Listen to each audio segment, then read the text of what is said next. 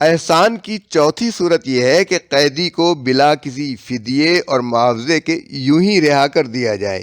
یہ ایک خاص رعایت ہے جو اسلامی حکومت صرف اسی حالت میں کر سکتی ہے جبکہ کسی خاص قیدی کے حالات اس کے متقاضی ہوں، یا توقع ہو کہ یہ رعایت اس قیدی کو ہمیشہ کے لیے ممنون احسان کر دے گی اور وہ دشمن سے دوست یا کافر سے مومن بن جائے گا۔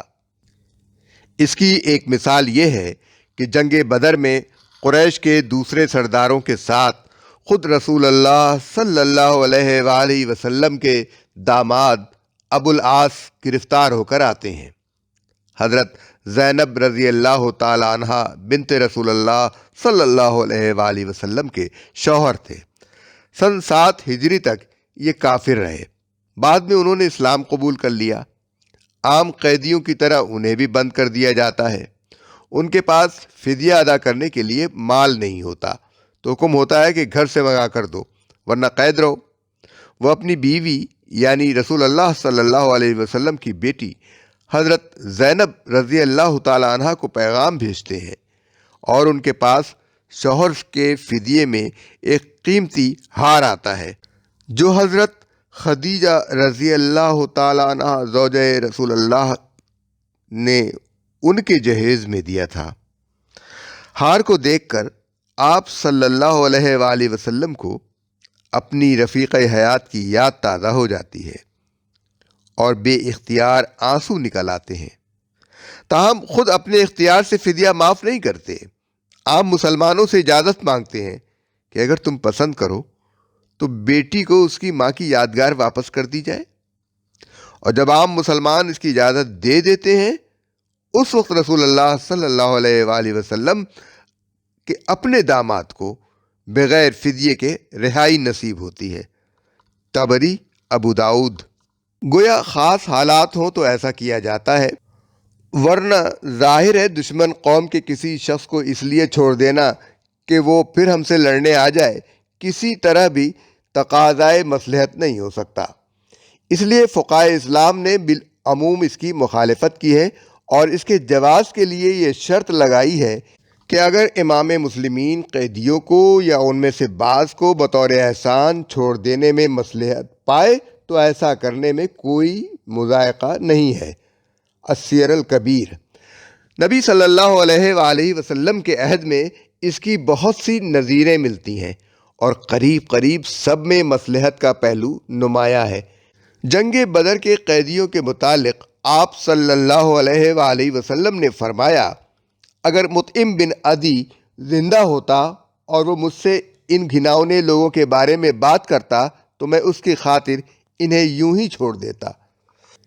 یہ بات حضور صلی اللہ علیہ وآلہ وسلم نے اس لیے فرمائی تھی کہ آپ جب طائف سے مکہ معظمہ واپس ہوئے تھے تو اس وقت مطعم ہی نے آپ کو اپنی پناہ میں لیا تھا اور اس کے لڑکے ہتھیار باندھ کر اپنی حفاظت میں آپ کو حرم میں لے گئے تھے، اس لیے آپ اس کے احسان کا بدلہ اس طرح اتارنا چاہتے تھے۔ اس تشریح سے یہ بات واضح ہو جاتی ہے کہ اسلام نے اسیران جنگ کے معاملے میں ایک ایسا وسیع ضابطہ بنایا ہے جس کے اندر ہر زمانے اور ہر طرح کے حالات میں اس مسئلے سے عہدہ برا ہونے کی گنجائش ہے۔ چنانچہ جنگ بدر کے بعد بھی پورے مدنی دور بلکہ دور صحابہ میں بھی یہی عالمگیر ضابطہ دلیل راہ کا کام دیتا رہا۔ مثلاً بخاری، مسلم اور مسند احمد کی روایت ہے کہ یمامہ کے سردار ثمامہ بن اسال جب گرفتار ہو کر آئے تو حضور صلی اللہ علیہ وآلہ وسلم نے ان سے پوچھا، ثمامہ تمہارا کیا خیال ہے؟ انہوں نے کہا، اگر آپ مجھے قتل کریں گے تو ایسے شخص کو قتل کریں گے جس کا خون کچھ قیمت رکھتا ہے، اگر آپ مجھ پر احسان کریں گے تو ایسے شخص پر کریں گے جو احسان ماننے والا ہے، اور اگر آپ مال لینا چاہتے ہیں تو مانگیے، آپ کو دیا جائے گا۔ 3 دن تک آپ ان سے یہی بات پوچھتے رہے اور وہ یہی جواب دیتے رہے۔ آخر کو آپ صلی اللہ علیہ وآلہ وسلم نے حکم دیا کہ ثمامہ کو چھوڑ دو۔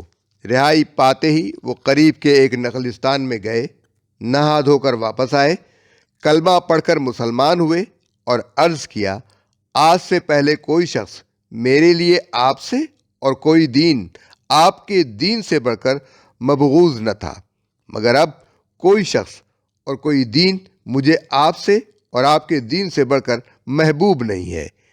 پھر وہ عمرے کے لیے مکے گئے۔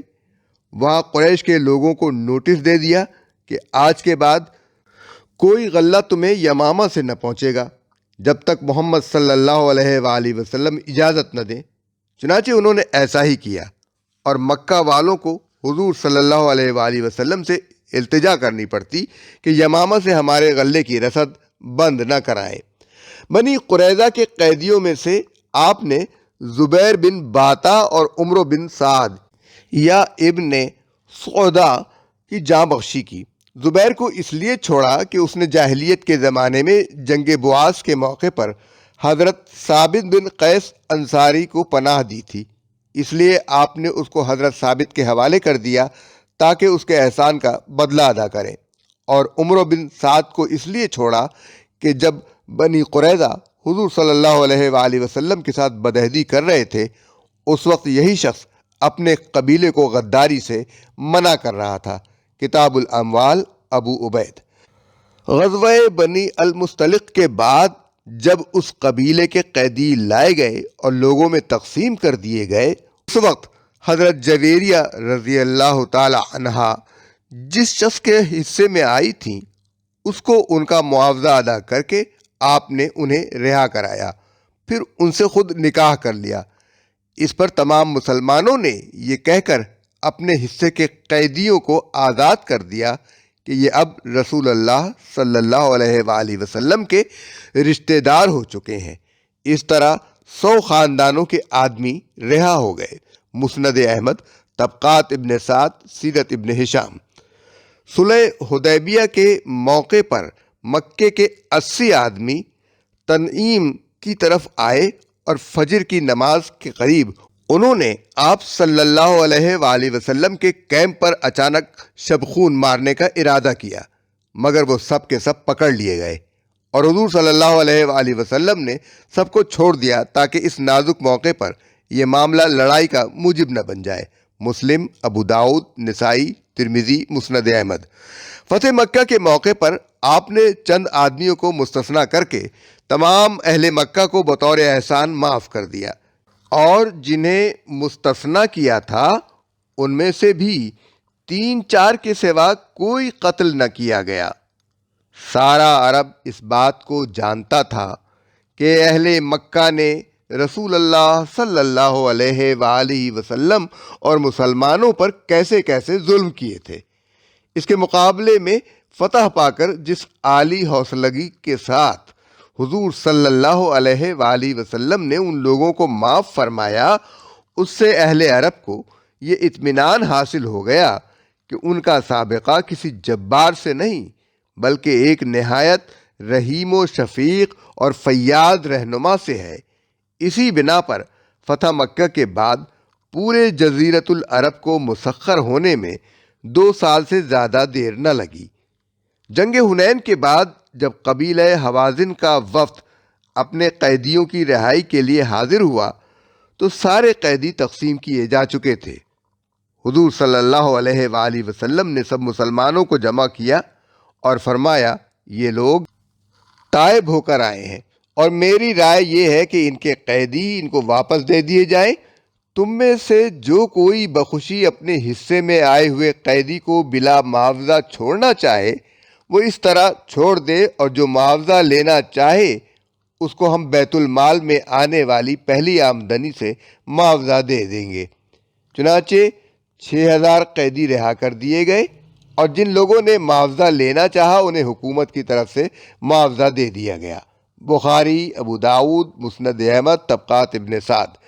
اس سے یہ بھی معلوم ہوا کہ تقسیم ہو چکنے کے بعد حکومت قیدیوں کو خود رہا کر دینے کی مجاز نہیں رہتی، بلکہ یہ کام ان لوگوں کی رضامندی سے یا ان کو معاوضہ دے کر کیا جا سکتا ہے جن کی ملکیت میں قیدی دیے جا چکے ہوں۔ 9. مالی معاوضہ لے کر قیدیوں کو چھوڑنے کی مثال نبی صلی اللہ علیہ وآلہ وسلم کے عہد میں صرف جنگ بدر کے موقع پر ملتی ہے کہ جبکہ فی قیدی 1000 سے 4000 تک کی رقمیں لے کر ان کو رہا کیا گیا۔ طبقات ابن سعد، کتاب الاموال۔ صحابہ کرام کے دور میں اس کی کوئی نظیر نہیں ملتی اور فقہائے اسلام نے بالعموم اس کو ناپسند کیا ہے، کیونکہ اس کے معنی یہ ہے کہ ہم روپیہ لے کر دشمن کے ایک آدمی کو چھوڑ دیں تاکہ وہ پھر ہمارے خلاف تلوار اٹھائے۔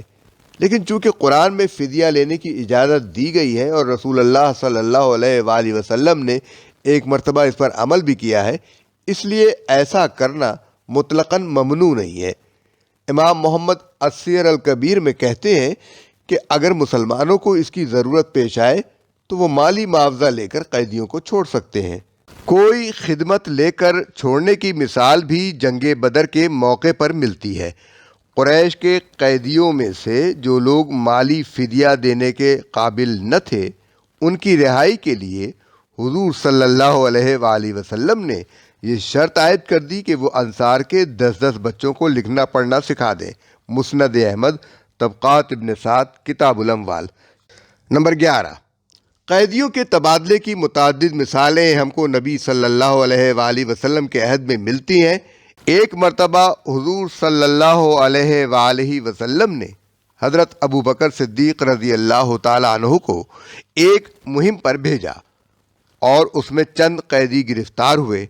ان میں ایک نہایت خوبصورت عورت بھی تھی جو حضرت سلمہ بن عقو کے حصے میں آئی۔